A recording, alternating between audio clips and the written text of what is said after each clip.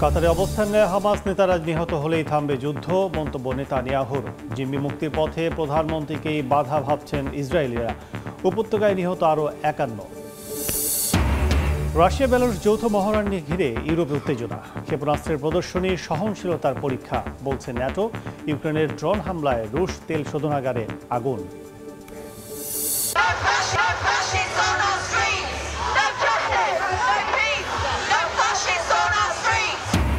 Central লন্ডনে অভিবাসন বিরোধী বিশাল বিক্ষোভ, লাখো মানুষের ঢল। অভিবাসীদের মর্যাদার দাবিতে পাল্টা মিছিল। বাংলাদেশি অধ্যুষিত এলাকাতেও র্যালি। নেপালে পার্লামেন্ট পুনর্বহালের দাবি শীর্ষ ৮ দলের। প্রেসিডেন্টের ঘোষণাকে অসাংবিধানিক আখ্যা। আজ মন্ত্রিসভায় যুক্ত হতে পারে নতুন সদস্য। এবং জাতিগত সহিংসতা দীর্ঘ ২৮ মাস পর মণিপুরে ভারতের প্রধানমন্ত্রী দিলেন শান্তি ও সমৃদ্ধির বার্তা। মোদির সফরে উত্তপ্ত পরিস্থিতি পরিবর্তন হবে কিনা সংশয় বিরোধীদের।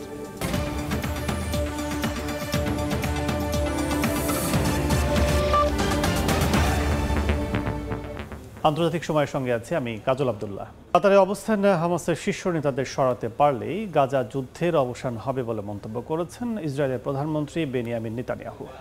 তবে সংঘাত বন্ধের পথে নেতানিয়াহু নিজেই প্রধান বাধা বলে অভিযোগ করেছেন ইসরায়েলি জিম্মিদের পরিবার। গাজা সিটির দক্ষিণ পশ্চিমাঞ্চলে প্রসিকিউশন ভবনে হামলা সহ ইসরায়েলি আগ্রাসনে একদিনেই ৬,০০০-এর বেশি বাসিন্দা ঘরবাড়ি হারিয়েছেন। নিহত হয়েছেন অন্তত ৫১ ফিলিস্তিনি। এদিকে দোহায় ইসরায়েলি হামলার প্রতিবাদে ঐক্যের বার্তা ছড়িয়ে দিতে আরব দেশগুলোকে নিয়ে বিশেষ সম্মেলনের আয়োজন করছে কাতার। একের পর এক বিস্ফোরণ আর বিমান হামলায় গাজা সিটির আকাশ ধোঁয়ায় ছেয়ে গেছে। যুদ্ধ বিধ্বস্ত উপত্যকার সবচেয়ে বড় শহর পুনর্দখলই এখন মূল লক্ষ্য বলে দাবি করেছে ইসরায়েলি সেনারা। গাজার সিভিল ডিফেন্সের মুখপাত্র জানিয়েছেন, একদিনে ৬,০০০-এর বেশি মানুষ তাদের বাড়ি হারিয়েছেন। হামলায় প্রাণহানির সংখ্যা অজানা। এই হঠাৎ তাণ্ডব শহরের মানুষকে চরম বিপর্যয়ে ফেলেছে।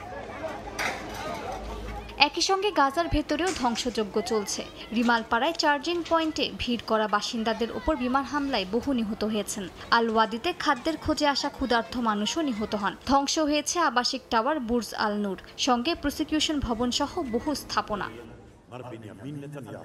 মঙ্গলবার দোহায় এক নজিরবিহীন বিমান হামলা চালায় ইসরায়েল। লক্ষ্য ছিল আলোচনায় অংশ নিতে কাতারে অবস্থানরত হামাস নেতৃত্ব।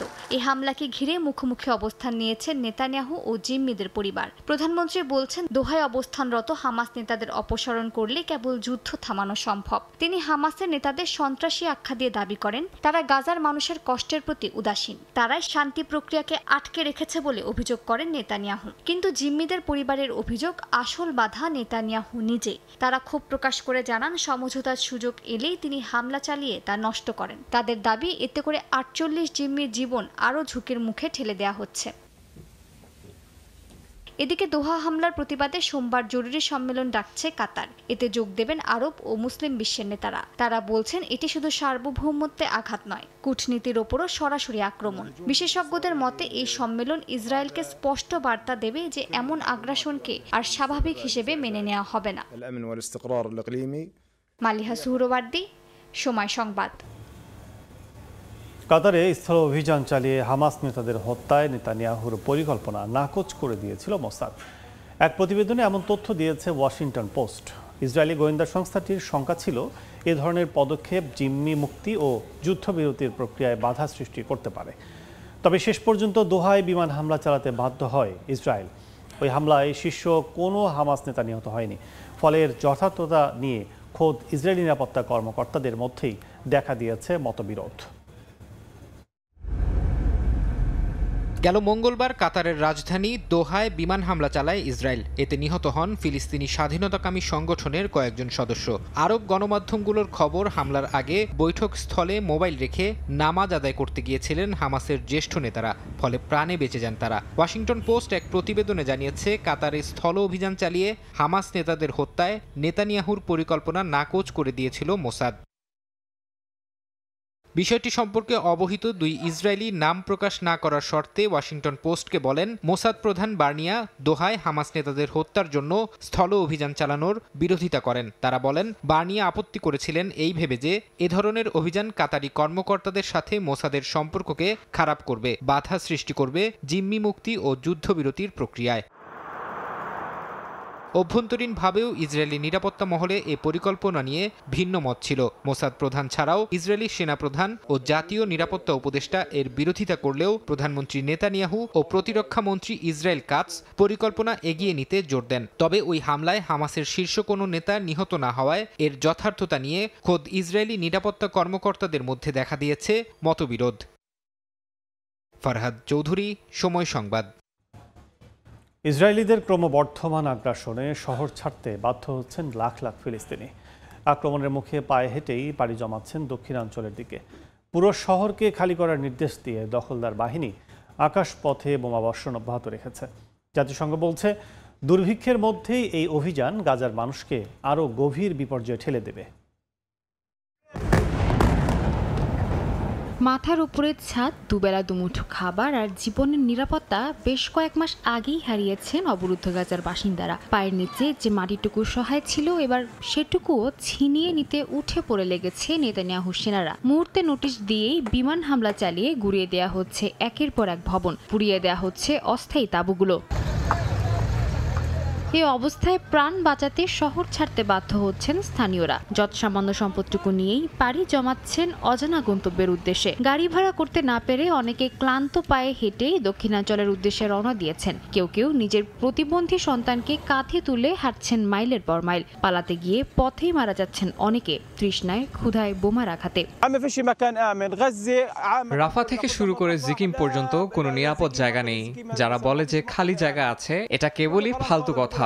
সব জায়গায় বিমান হামলা চালানো হচ্ছে, বোমা ফেলা হচ্ছে। আমরা কি করব? কোথায় যাব? আল্লাহ আমাদের সহায় হন।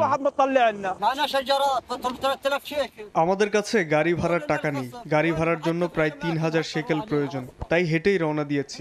যাওয়ারও জায়গা নেই। আমরা পান করার জন্য পানিও খুঁজে পাচ্ছি না। এর চেয়ে বড় কষ্ট আর কি আছে? ইসরায়েল জানায় এর মধ্যে শহর ছাড়তে শুরু করেছে গাজার প্রায় 2,50,000 মানুষ। তাদের দাবি, উঁচু ভবন ধ্বংস করে হামাসের ঘাঁটি ভেঙে দেয়া হচ্ছে। প্রধানমন্ত্রী নেতানিয়াহুর দাবি, এটাই হামাসের শেষ শক্ত ঘাঁটি। তবে সমালোচকরা বলছেন, ফিলিস্তিনের রাজনৈতিক ও সামাজিক কেন্দ্র ধ্বংস করে পুরো জনগোষ্ঠীকে অনাহার ও অনিশ্চয়তার দিকে ঠেলে দিচ্ছে দখলদার বাহিনী। সাদিয়া তাসনিম, সময় সংবাদ। রাশিয়া বেলারুশের যৌথ সামরিক মহড়া ঘিরে ইউরোপ জুড়ে উত্তেজনা বেড়েছে। হেলিকপ্টার, ট্যাঙ্ক আর ক্ষেপণাস্ত্রের প্রদর্শনীকে ন্যাটো দেখছে সহনশীলতার পরীক্ষা হিসেবে। বিশ্লেষকরা বলছেন, আগের মহড়ার পর যেমন ইউক্রেনে আক্রমণ হয়েছিল, এবারও পরিস্থিতি ভয়ঙ্কর কোনো দিকে মোড় নিতে পারে। এদিকে ড্রোন হামলায় রুশ তেল শোধনাগারে আগুন লাগার পর পাল্টা হুঁশিয়ারি দিচ্ছে মস্কো। ইউক্রেনে হামলা অব্যাহত রাখার পাশাপাশি নানা কৌশলে ন্যাটো সদস্য দেশগুলোকে একের পর এক সতর্কবার্তা দিচ্ছে রাশিয়া। জাপাট 2025 নামে রাশিয়া বেলারুশের এক যৌথ মহড়ায় টানা দ্বিতীয় দিনের মতো নিজেদের অভূতপূর্ব সামরিক শক্তির প্রদর্শন করেছে পুতিন বাহিনী। মহড়ায় অংশ নিয়েছে হেলিকপ্টার, ট্যাঙ্ক, ক্ষেপণাস্ত্র আর ভারী সামরিক যান। সীমান্তের কাছে মহড়া হওয়ায় ইউরোপ জুড়ে উদ্বেগ ছড়িয়ে পড়েছে। বেলারুশের পশ্চিম সীমান্তে ন্যাটোর 3 সদস্য দেশ পোল্যান্ড, লিথুয়ানিয়া আর লাতভিয়া রয়েছে, আর দক্ষিণে ইউক্রেন। ফলে মহড়াকে পশ্চিম কূটনীতিকরা বলছেন সরাসরি ন্যাটোর সহনশীলতার পরীক্ষা।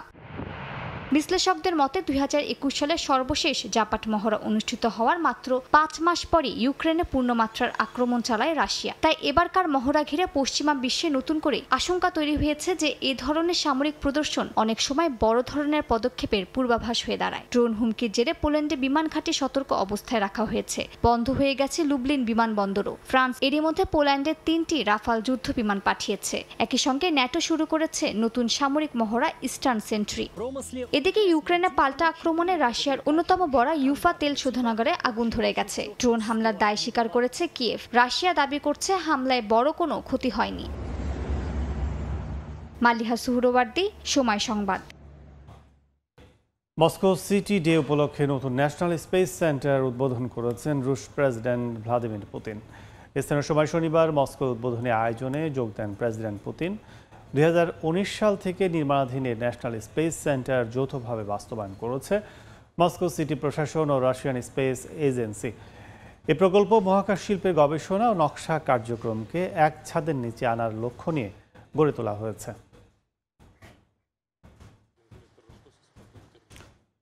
সেন্ট্রাল লন্ডনে অভিবাসন বিরোধী বিক্ষোভে অংশ নিয়েছে 1 লাখেরও বেশি মানুষ। ডানপন্থী নেতা টমি রবিনসনের নেতৃত্বে এই বিক্ষোভে অংশ নেয় চরমপন্থী গোষ্ঠীগুলো। পাল্টা প্রতিরোধে রাস্তায় নামে অভিবাসী বান্ধব সংগঠন ও প্রগতিশীল কমিউনিটিগুলো। বাংলাদেশে অধ্যুষিত এলাকাতেও হয়েছে বর্ণবাদ বিরোধী বিশাল র্যালি। বিস্তারিত জানাচ্ছেন শোয়েব কবির। সেন্ট্রাল লন্ডনে শনিবার দুপুরে বিক্ষোভকারীদের ঢল নামে। অভিবাসন বিরোধী নেতা টমি রবিনসন এই বিক্ষোভের ডাক দেন। পুলিশের হিসাবে ইউনাইটেড দ্য কিংডম নামে এই মিছিলে অংশ নেন প্রায় 1,10,000 মানুষ। পাশাপাশি কাছেই সমবেত হয় বর্ণবাদ বিরোধীর ব্যানারে পাল্টা আরেকটি মিছিল। সেখানে উপস্থিত ছিলেন 5,000-এর বেশি মানুষ। তাদের কণ্ঠে স্লোগান, বর্ণবাদ নিপাত যাক, অভিবাসীদের মর্যাদা চাই। মেট্রোপলিটন পুলিশ জানায়, অভিবাসন বিরোধী বিক্ষোভকারীরা একাধিকবার ব্যারিকেড ভেঙে পাল্টা মিছিলে সমাবেশে পৌঁছতে চেয়েছিল। এতে কয়েকজন পুলিশ কর্মকর্তা লাঞ্ছনার শিকার হন। উত্তেজনা ছড়িয়ে পড়ে সেন্ট্রাল লন্ডনের বিভিন্ন সড়কে। মিছিলে ছিল যুক্তরাষ্ট্র ও ইসরায়েলের পতাকা। আয়োজক টমি রবিনসন একে বলেন বাক স্বাধীনতার উৎসব। বিশ্লেষকদের মতে সাম্প্রতিক সময়ে লন্ডনের চরম ডানপন্থীদের এটি সবচেয়ে বড় সমাবেশ। অন্যদিকে অভিবাসী বান্ধব ও প্রগতিশীল শক্তিগুলো একত্রিত হচ্ছে। অ্যান্টি ফেসিস্ট মিছিলও হয় কিছু কিছু এলাকায়। বাংলাদেশি অধ্যুষিত টাওয়ার হ্যামলেটসও ছিল প্রাণবন্ত প্রতিবাদী র্যালি। ডকল্যান্ড এলাকায় বর্ণবাদের বিরুদ্ধে সমবেত হন শত শত মানুষ। কমিউনিটি নেতারা বলেন, ব্রিটেনে বর্ণবাদের কোনো স্থান নেই। এর বিরুদ্ধে সবাইকে ঐক্যবদ্ধ হতে হবে। আমরা ডিভাইড করতে দিতাম না।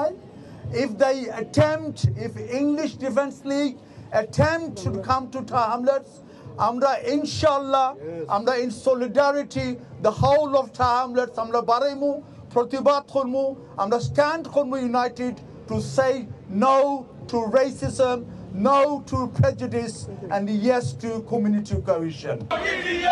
অভিবাসন বিরোধী আন্দোলনের শক্তি বাড়লেও পাল্টা প্রতিরোধও সমান তালে এগুচ্ছে। লন্ডনের বহু সম্প্রদায়ের এই শহরে বর্ণবাদের কোনো ঠাঁই নেই, এমনটাই জানান দিল টাওয়ার হ্যামলেটসবাসী। বাংলাদেশি শত শত মানুষের প্রতিবাদের ভাষায় উঠে এসেছে বর্ণবাদ সৃষ্টিকারীদের বিরুদ্ধে। তাদের প্রতিবাদের ভাষা এক, তাদের অবস্থান সবসময় ঐক্যবদ্ধ।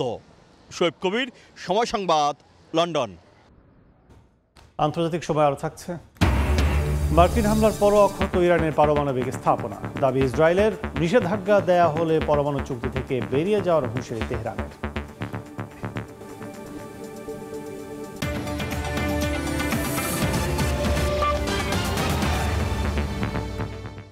নেপালের পার্লামেন্ট পুনর্বহালের দাবি জানিয়েছে শীর্ষস্থানীয় 8 দল। প্রেসিডেন্টের পার্লামেন্ট বিলুপ্তির ঘোষণাকে অসাংবিধানিক আখ্যা দিয়েছে তারা। স্থানীয় গণমাধ্যমের খবর, আজ পার্লামেন্টে যুক্ত হতে পারে নতুন সদস্য। এদিকে নিহতদের মরদেহ ময়নাতদন্তের পর বুঝিয়ে দেওয়া হয়েছে স্বজনদের। মোমবাতি প্রজ্বলন করে রাজধানীতে আয়োজন করা হয় প্রার্থনা সভার। বিক্ষোভে আহতদের স্বাস্থ্যের খোঁজ নিতে হাসপাতাল পরিদর্শনে যান নেপালের অন্তর্বর্তীকালীন প্রধানমন্ত্রী সুশীলা কার্কি। নেপালের জেনজি বিদ্রোহের পর নতুন সূচনা হলেও রয়ে গেছে নিহতদের পরিবারের আপনজন হারানোর শোকের ক্ষত। 2 দিনের বিক্ষোভে প্রাণ হারান অর্ধশতাধিক। সরকার পতনের নেতৃত্ব দেয়া এই তরুণ প্রজন্মের বেশ কয়েকজনের মরদেহ ময়না তদন্তের পর পরিবারের কাছে হস্তান্তর করা হয়েছে। এ সময় কান্নায় ভেঙে পড়েন স্বজনরা। পশুপতিনাথ মন্দিরে নিহতদের শেষকৃত্য সম্পন্ন হয়েছে। সকাল 10:30 নাগাদ বাড়ি থেকে বের হয়ে আন্দোলনে যোগ দেয় আমার ভাতিজা যোগেন্দ্র। তার 2 বন্ধুও সঙ্গে ছিল। আন্দোলনে পুলিশের আগ্রাসন দেখে 2 বন্ধু ভয় পেয়ে গেলে যোগেন্দ্র তাদের আশ্বস্ত করে যে দেশের জন্য কিছু করলে ভয় পেতে হয় না। তারপর সে পুলিশের গুলির সামনে বুক পেতে দিল। নিহতের পাশাপাশি নেপাল জুড়ে সরকার বিরোধী আন্দোলনে আহত হয়েছেন হাজার খানেক বিক্ষোভকারী। স্থানীয় সময় শনিবার আহতদের দেখতে হাসপাতালে যান দেশটির অন্তর্বর্তীকালীন প্রধানমন্ত্রী সুশীলা কার্কি। এ সময় তিনি পুলিশের গুলিতে আহত বিক্ষোভকারীদের পরিবারের সঙ্গে সাক্ষাৎ করেন। এদিকে নিহতদের স্মরণে শনিবার কাঠমান্ডুতে মোমবাতি প্রজ্বলন করে প্রার্থনা সভার আয়োজন করা হয়। আজ আমরা বৌদ্ধে একত্রিত হয়েছি 8 সেপ্টেম্বর জেনজি আন্দোলনে প্রাণ দেয়া দেশপ্রেমীদের শ্রদ্ধা জানাতে। আমাদের শহীদদের প্রতি শ্রদ্ধা জানাতে মানুষ এখানে এসেছে মোমবাতি দ্বীপ হাতে নিয়ে। আমাদের মধ্যে যে ঐক্য আছে তা দিয়েই আমরা আবার জ্বলে উঠব। নেপাল হবে আগের চেয়ে আরো শক্তিশালী। নেপালের অন্তর্বর্তীকালীন প্রধানমন্ত্রী সুশীলা কার্কি রোববার নতুন মন্ত্রিসভায় নতুন সদস্য যুক্ত করতে পারেন বলে জানা গেছে। এর আগে তার নেতৃত্বে একটি ছোট মন্ত্রিসভা গঠন করা হয়। এদিকে পার্লামেন্ট পুনর্বহালের দাবি জানিয়েছে দেশটির শীর্ষস্থানীয় 8 দল। তাদের মতে প্রেসিডেন্টের পার্লামেন্ট বিলুপ্ত ঘোষণা অসাংবিধানিক। এটা করার এখতিয়ার তার নেই। শনিবার এ বিষয়ে যৌথ বিবৃতি দেয় দলগুলো। এতে নেপাল কংগ্রেস, সিপিএন, ইউএমএল এবং মাওয়িস্ট সেন্টার সহ মোট 8টি দলের প্রধান হুইপ সই করেন। মালিহা সুহরওয়ার্দী, সময় সংবাদ। নেপালে অন্তর্বর্তী প্রধানমন্ত্রী হিসেবে সুশীলা কার্কি দায়িত্ব নেওয়ার পর আলোচনায় উঠে এসেছে তার স্বামী দুর্গা প্রসাদ সুবেদীর নাম। 1973 সালে একটি বিমান ছিনতাইয়ের নেপথ্যে ছিলেন তিনি। ঘটনার জেরে দুর্গা প্রসাদ ও তার সহযোগীরা সাজাও খাটেন। নেপালের রাজতন্ত্রের বিরুদ্ধে আন্দোলনের অর্থ জোগাতে এই বিমান ছিনতাই করেন বলে দাবি ছিল তাদের। দুর্নীতির বিরুদ্ধে রুখে দাঁড়ানো তরুণদের আশার আলো হয়ে নেপালের অন্তর্বর্তীকালীন প্রধানমন্ত্রী হিসেবে দায়িত্ব নিয়েছেন দেশটির সাবেক বিচারপতি সুশীলা কার্কি। তবে দেশটির প্রথম নারী প্রধানমন্ত্রীর ক্ষমতা গ্রহণের পাশাপাশি আলোচনায় উঠে এসেছে তার স্বামী দুর্গা প্রসাদ সুবেদীর বিতর্কিত এক কাণ্ড। 1973 সালের 10 জুন নেপালের বিরাটনগর থেকে কাঠমান্ডুগামী একটি বিমান ছিনতাই করেন 3 যুবক। দলটির নেতৃত্বে ছিলেন নেপালের অন্তর্বর্তী প্রধানমন্ত্রী সুশীলা কার্কির স্বামী দুর্গা প্রসাদ সুবেদী। সেদিন অস্ত্রের মুখে বিমান ঘুরিয়ে নেওয়া হয় ভারতের ফরবেশগঞ্জে। বিমানটিতে থাকা 15 যাত্রীর মধ্যে ছিলেন বলিউড অভিনেত্রী মালা সিনহা। বিমানটিতে নেপালের সরকারি ব্যাংকের প্রায় 40 লাখ রুপি বহন করা হচ্ছিল। সেই অর্থ ছিনিয়ে নিয়ে বিমানটিকে যাত্রীসহ ভারতের দার্জিলিং হয়ে তা ফেরত পাঠানো হয় নেপালে। এই গোটা অপারেশনের পরিকল্পনা করেছিলেন নেপালি কংগ্রেসের তৎকালীন প্রভাবশালী নেতা গিরিজা প্রসাদ কৈরালা। পরবর্তীতে 4 বার নেপালের প্রধানমন্ত্রী হন তিনি। এই ঘটনার জেরে দুর্গা প্রসাদ ও তার সহযোগীরা মুম্বাই থেকে গ্রেপ্তার হন। পরে 1975 সালে ভারতের জরুরি অবস্থার সময় তারা মুক্তি পান। একই মামলায় কারাভোগ করেন নেপালের আরেক সাবেক প্রধানমন্ত্রী সুশীল কৈরালা। তাদের দাবি ছিল বিমান ছিনতাই করা হয় নেপালের রাজতন্ত্রের বিরুদ্ধে আন্দোলনের অর্থ জোগাতে। পরে এই ঘটনার অভিজ্ঞতা নিয়ে বিমান বিদ্রোহ নামের এক স্মৃতিকথার বইয়ে বিস্তারিত লিখেছিলেন দুর্গা প্রসাদ সুবেদী। আর সে সময়ই ভারতে আইন পড়তে গিয়ে তার সঙ্গে পরিচয় হয় সুশীলা কার্কির। নাদিম মারজান, সময় সংবাদ। ভারতের জাতিগত সংঘর্ষে অশান্ত মণিপুরে শান্তির বার্তা দিলেন ভারতের প্রধানমন্ত্রী নরেন্দ্র মোদী। কুকিজো মেইতে এই দুই গোষ্ঠীর মানুষকে নিজেদের সন্তান ও ভবিষ্যতের কথা ভেবে শান্তি ও সংযমের সঙ্গে মণিপুরকে আরও সমৃদ্ধ করার আহ্বান জানান তিনি। 2023 সালের 3 মে থেকে রাজ্যটিতে দুই সম্প্রদায়ের মধ্যে সংঘাত অব্যাহত রয়েছে। বর্তমানে রাজ্যটিতে চলছে রাষ্ট্রপতি শাসন। বিস্তারিত জানাচ্ছেন সুব্রত আচার্য।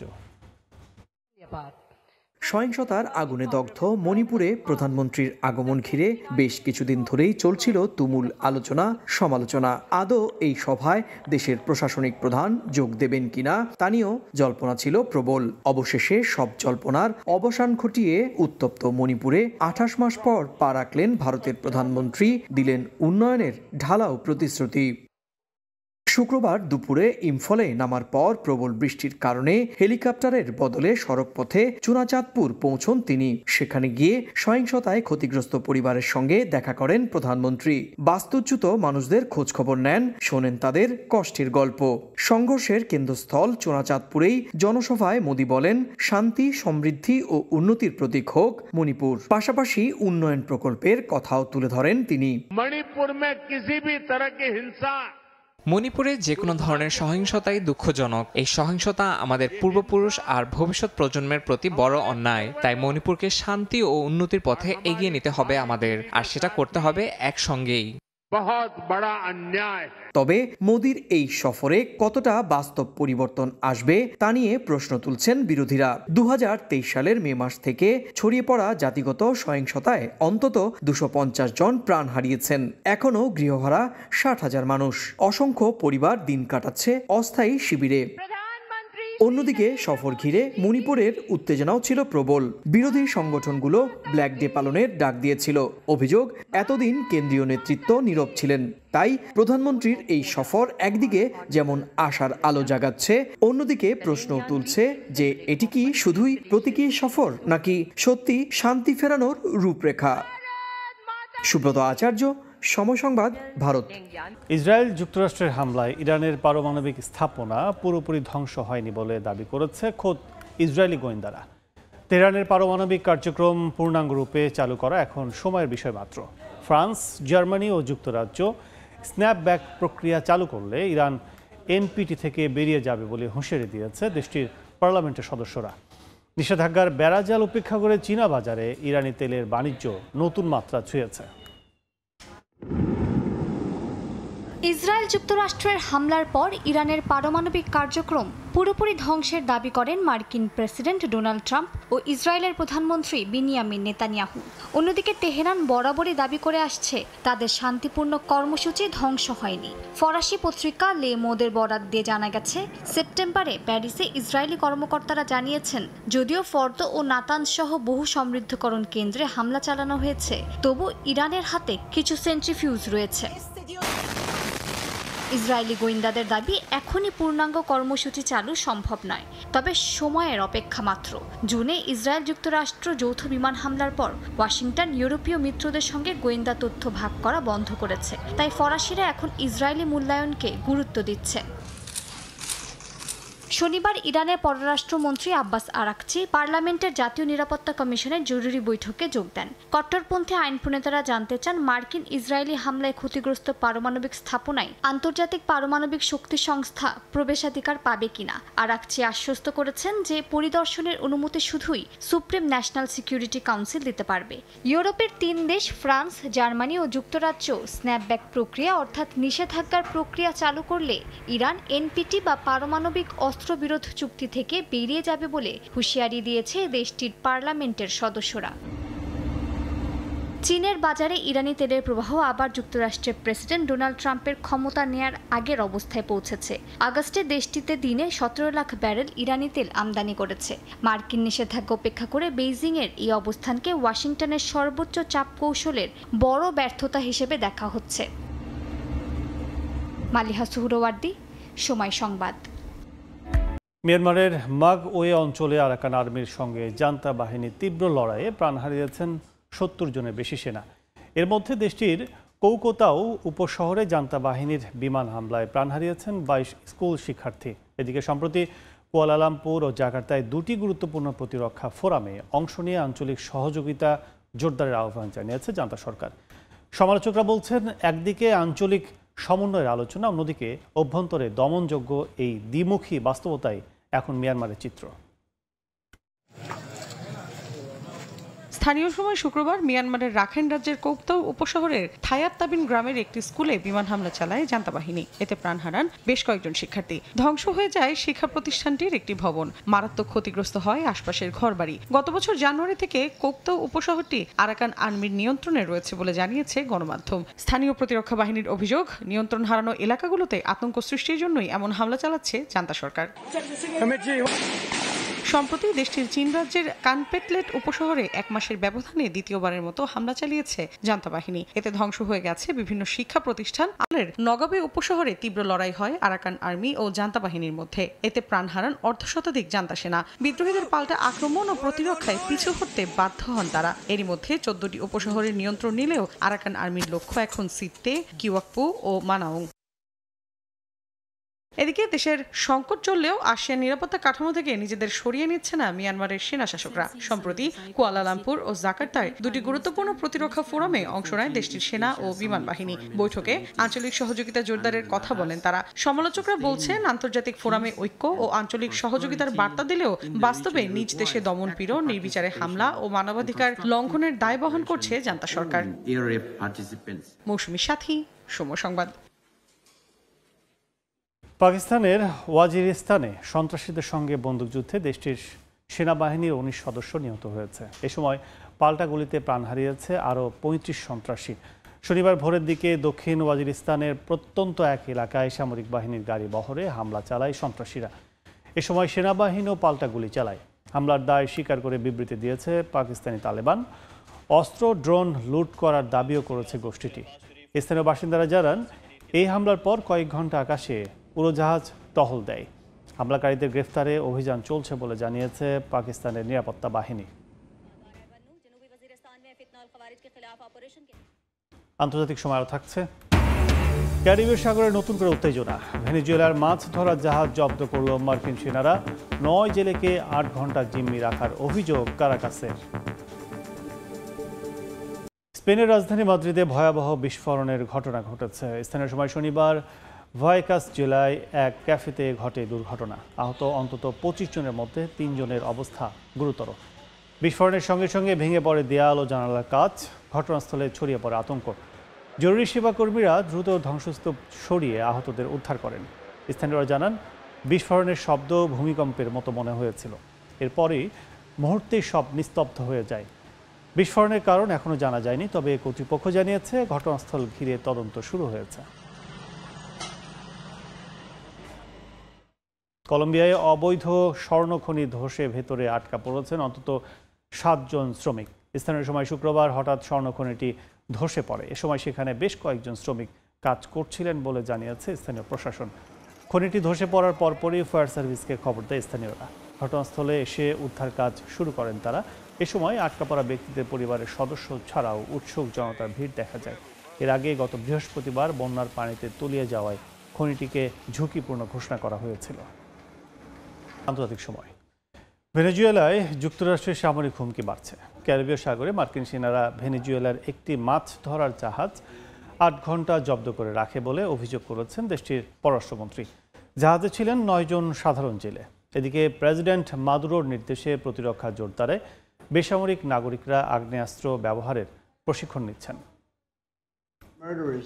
যুক্তরাষ্ট্র ও ভেনেজুয়েলার সম্পর্ক নতুন করে তীব্র আকার ধারণ করেছে। মার্কিন প্রশাসনের দাবি, ভেনেজুয়েলা থেকে সমুদ্রপথে যুক্তরাষ্ট্রের সবচেয়ে বেশি মাদক পাচার হয়। এ কারণে চোরা কারবারিদের মাদক জঙ্গি হিসেবে ঘোষণা দিয়ে তাদের রোধ করাই মূল লক্ষ্য বলে দাবি করেছেন ট্রাম্প। অন্যদিকে ভেনেজুয়েলার প্রেসিডেন্ট নিকোলাস মাদুরো অভিযোগ করেছেন, যুক্তরাষ্ট্র তার সরকারকে উৎখাতের ষড়যন্ত্র করছে। এর মধ্যে যুক্তরাষ্ট্রের বিরুদ্ধে ভেনেজুয়েলার এক মৎস্য শিকারের জাহাজ দখলের অভিযোগ এনেছেন দেশটির পররাষ্ট্রমন্ত্রী ইভান কিল। বলেন, মার্কিন ডেস্ট্রয়ার জাহাজ শুক্রবার দেশটির বিশেষ অর্থনৈতিক অঞ্চলে সামুদ্রিক মাছ ধরার জাহাজ আটক করেছে। যুক্তরাষ্ট্রের 18 জন সেনা সদস্য জাহাজে চড়ে 8 ঘন্টা ধরে এটি দখল করেছিল।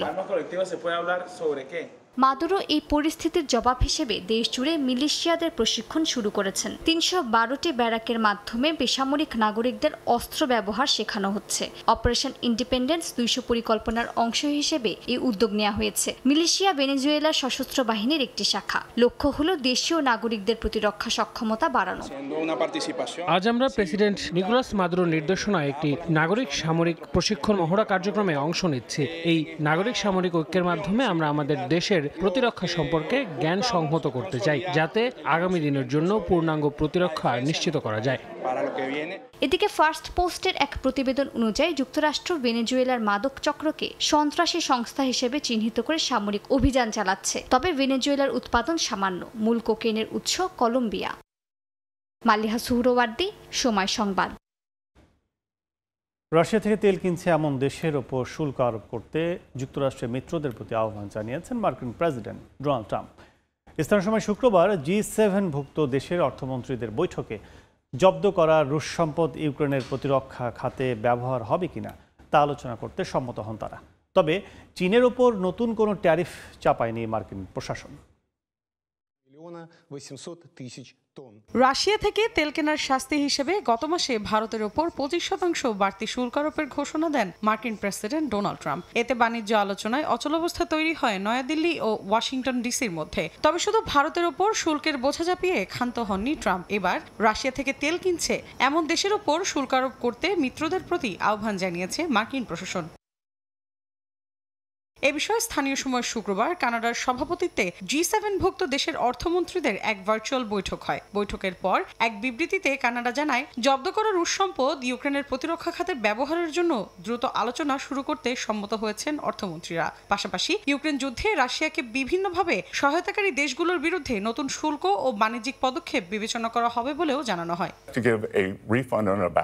বৈঠকে যুক্তরাষ্ট্রের অর্থমন্ত্রী স্কট বেসেন্ট ও মার্কিন বাণিজ্য প্রতিনিধি জেমিসন গ্রিয়ার এক যৌথ বিবৃতিতে বলেন, শুধু ঐক্যবদ্ধ প্রয়াসের মাধ্যমেই পুতিনের যুদ্ধ পরিচালনার অর্থায়নের উৎসে আঘাত করা সম্ভব। অর্থনৈতিক চাপ প্রয়োগের মাধ্যমে হত্যাযজ্ঞ বন্ধ করা যাবে বলেও মনে করেন তারা। এর আগে ফক্স নিউজকে দেয়া সাক্ষাৎকারে ট্রাম্প বলেন, পুতিনের প্রতি তার ধৈর্য ফুরিয়ে আসছে। ব্যাংক ও জ্বালানি খাতে নতুন নিষেধাজ্ঞা সম্ভাব্য পথ হতে পারে, তবে ইউরোপকেও সমানভাবে অংশ নিতে হবে বলেও মন্তব্য করেন তিনি। এদিকে চীনের ওপর নতুন কোনো শুল্ক চাপাননি ট্রাম্প, কারণ বেইজিং এর সঙ্গে একটি সূক্ষ্ম বাণিজ্য সমঝোতা অক্ষুণ্ণ রাখার চেষ্টা চলছে বলে জানিয়েছে ওয়াশিংটন ডিসি। মৌসুমী সাথী, সময় সংবাদ। দক্ষিণ চীন সাগরে ন্যাশনাল নেচার রিজার্ভ ঘোষণার বেইজিংয়ের পরিকল্পনা নিন্দা জানিয়েছে ওয়াশিংটন। এই পদক্ষেপকে সরাসরি বেআইনি বলে আখ্যা দিয়েছে ফিলিপিন্স। চীনের রাষ্ট্রীয় কাউন্সিল ঘোষণা করেছে বিতর্কিত স্কারবোরো শোলে গড়ে তোলা হবে ৩,৫০০ হেক্টরের অভয়ারণ্য। পরিবেশ সুরক্ষার নামে ঘোষিত এই উদ্যোগকে ভূখণ্ড দখলের অজুহাত হিসেবে আখ্যা দিয়েছে ফিলিপিন্স। দেশটির পররাষ্ট্র মন্ত্রণালয় জানায়, এটি ২০১৬ সালের সালিসি রায় এবং আন্তর্জাতিক সাগর আইনের লঙ্ঘন।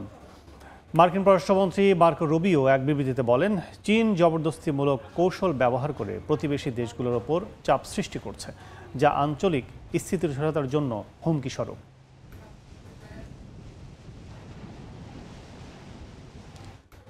অভ্যুত্থানের ষড়যন্ত্রে দোষী সাব্যস্ত হলেও এখনই জেলে যেতে হচ্ছে না ব্রাজিলের সাবেক প্রেসিডেন্ট জয়ির বলসোনারোকে।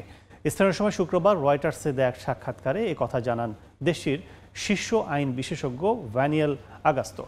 তিনি বলেন, ব্রাজিলের আইন অনুসারে সব আপিল শেষ না হওয়া পর্যন্ত ৭০ বছর বয়সী বলসোনারোকে কারাগারে পাঠানো যাবে না। তার কার্যকলাপ পর্যবেক্ষণের জন্য নজরদারির মধ্যে রাখা হয়েছে। কারাগারে যাওয়া নিয়ে আলোচনা হবে মূলত মামলার চূড়ান্ত রায়ের পর। অভ্যুত্থানের ষড়যন্ত্রে গত বৃহস্পতিবার দোষী সাব্যস্ত হন ব্রাজিলের সাবেক প্রেসিডেন্ট জয়ির বলসোনারো। এই ঘটনায় তাকে ২৭ বছরের কারাদণ্ড দেন দেশটির সুপ্রিম কোর্ট।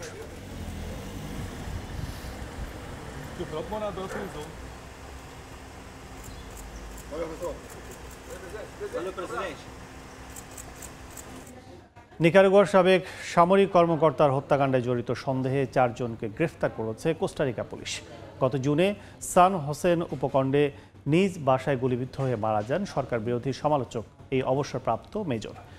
কোস্টারিকার তদন্ত সংস্থার প্রধান র্যান্ডাল জুনিগা জানিয়েছেন, গ্রেফতারের মধ্যে একজনকে হত্যাকারী ও পরিকল্পনাকারীর মধ্যস্থতাকারী হিসেবে সন্দেহ করা হচ্ছে, তবে এখনও হত্যার মূল হোতাকে ধরা যায়নি। এর সঙ্গে বিদেশি সংশ্লিষ্টতার প্রমাণও মেলেনি বলে জানান তিনি। ২০১৮ সালে নিকারাগুয়ার ব্যাপক সরকার বিরোধী বিক্ষোভের পর বহু বিরোধী নেতাকর্মী প্রতিবেশী কোস্টারিকায় আশ্রয় নেন। সেনাবাহিনীর দমন পীড়নের অভিযোগে সমালোচক হিসেবে পরিচিতি ছিলেন সামকাম, যিনি প্রেসিডেন্ট দানিয়েল ওর্তেগার সরকারের প্রকাশ্য সমালোচক ছিলেন। দেখছেন আন্তর্জাতিক সময়। সৌদি আরবের জেদ্দায় প্রথমবারের মতো হচ্ছে মেড ইন বাংলাদেশ এক্সপো ২০২৫ নামের বাংলাদেশি পণ্যের একক প্রদর্শনী। বাংলাদেশ সৌদি কূটনৈতিক সম্পর্কের ৫০ বছর পূর্তি উপলক্ষে আয়োজিত এই মেলা চলবে ডিসেম্বরের ১১ থেকে ১৩ তারিখ পর্যন্ত রেডিসন ব্লু হোটেলে। বিস্তারিত জানাচ্ছেন আরিফুর রহমান। বাংলাদেশি রপ্তানি পণ্যকে বিশ্ববাজারে বিশেষ করে মধ্যপ্রাচ্যের দেশগুলোতে আরো পরিচিত করতে আয়োজন করা হয়েছে মেড ইন বাংলাদেশ এক্সপো। ৩ দিন ব্যাপী এই মেলায় প্রদর্শিত হবে বাংলাদেশের বিভিন্ন রপ্তানিযোগ্য পণ্য। আয়োজকদের আশা, এতে বাজার সম্প্রসারণ, বাণিজ্য জোরদার এবং সৌদি ব্যবসায়ীদের সঙ্গে সুসম্পর্ক গড়ে উঠবে। এই দেশের যারা ব্র্যান্ড এস্টাবলিশ করতে চায় তারা যদি হোয়াইট লেভেল করে বাংলাদেশ থেকে নিয়ে আসতে পারে, আপনারা এইখানে কিন্তু একটা অপরচুনিটি আছে। বাংলাদেশকে প্রমোট করা, বাংলাদেশকে পণ্যকে যদি আমরা এনেতে, যদিও চাইনার সাথে আমরা টক্কর দিতে পারবো না, তারপরও লিটন ভাইয়ের মতো যারা আছেন, যারা এই কাজটা করছেন, আমরা তাদেরকে সহযোগিতা করব। মেলার মাধ্যমে শুধু সৌদি আরবের বাজারেই নয়, বাংলাদেশের বিনিয়োগে সৌদি উদ্যোক্তাদের আগ্রহ বাড়বে বলে মনে করেন আয়োজকরা। মেড ইন বাংলাদেশের মাধ্যমে বাংলাদেশের পণ্য এবং বাংলাদেশি পণ্য সৌদি বাজারে প্রমোট করা। বাংলাদেশি ব্যবসায়ী, প্রবাসী ও স্থানীয় ব্যবসায়ীদের মধ্যে এই এক্সপো নিয়ে এর মধ্যে ব্যাপক আগ্রহ তৈরি হয়েছে। প্রবাসীরা বলছেন, মেলা শুধু ব্যবসা নয়, দুই দেশের সম্পর্ক ও সংস্কৃতিকে আরো কাছাকাছি নিয়ে আসবে। আয়োজকরাও আশা করছেন এই আয়োজন সৌদি বাজারে বাংলাদেশি পণ্যের প্রচার ও বিক্রিতে নতুন সুযোগ তৈরি করবে। আরিফুর রহমান, সময় সংবাদ, সৌদি আরব। সময়। কঙ্গোতে দুটি পৃথক নৌ দুর্ঘটনায় অন্তত 200 জন নিহত হয়েছেন। একের পর এক দুর্ঘটনায় একই প্রদেশে শতাধিক মানুষ এখনও নিখোঁজ। সর্বশেষ দুর্ঘটনা ঘটে বৃহস্পতিবার, যখন প্রায় 500 যাত্রী নিয়ে চলা একটি নৌকা আগুন ধরে উল্টে যায় কঙ্গো নদীতে। স্থানীয় প্রশাসন জানিয়েছে এতে অন্তত 107 জন নিহত হয়েছেন এবং আরও 146 জন এখনও নিখোঁজ। এর আগের দিনই একই প্রদেশের বাসানকুসু এলাকায় আরেকটি নৌকাডুবিতে প্রাণ হারান কমপক্ষে 86 জন, যাদের বেশিরভাগই ছিলেন শিক্ষার্থী। স্থানীয় সিভিল সোসাইটি সংগঠনগুলো এই দুর্ঘটনাগুলোর জন্য সরকারের অব্যবস্থাপনাকে দায়ী করছে এবং দাবি করছে প্রকৃত মৃতের সংখ্যা আরও বেশি হতে পারে। আকস্মিক ঝড়ের কবলে পড়েছে চীনের রাজধানী বেইজিং। স্থানীয় সময় শনিবার সন্ধ্যায় হঠাৎ শিলাবৃষ্টি হয় শহরে। ভারী বৃষ্টি ও বজ্রপাতের কারণে বিভিন্ন এলাকায় জারি করা হয়েছে সতর্কতা। আবহাওয়া দফতর জানায়, দামুঝুয়াং গ্রামে সর্বোচ্চ 31.1 মিলিমিটার বৃষ্টিপাত রেকর্ড করা হয়েছে। নিরাপত্তার স্বার্থে পৌরসভার বিভিন্ন এলাকায় হলুদ সতর্কতার পাশাপাশি কয়েকটি জেলায় শিলাবৃষ্টির সতর্কতা দেওয়া হয়। এছাড়া ঝোড়ো হাওয়া ও ভারী বৃষ্টিপাত অব্যাহত থাকার পূর্বাভাস দেওয়া হয়েছে।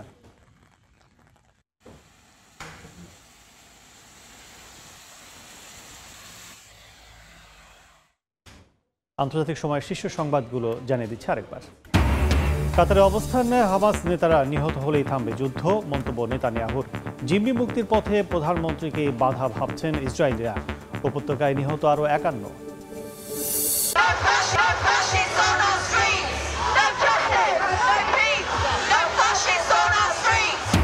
সেন্ট্রাল লন্ডনে অভিবাসন বিরোধী বিশাল বিক্ষোভ, লাখো মানুষের ঢল। অভিবাসীদের মর্যাদার দাবিতে পাল্টা মিছিল। বাংলাদেশি অধ্যুষিত এলাকাতেও র্যালি। এবং নেপালে পার্লামেন্ট পুনর্বহালের দাবি শীর্ষ 8 দলের। প্রেসিডেন্টের ঘোষণাকে অসাংবিধানিক আখ্যা। আজ মন্ত্রিসভায় যুক্ত হতে পারেন নতুন সদস্য।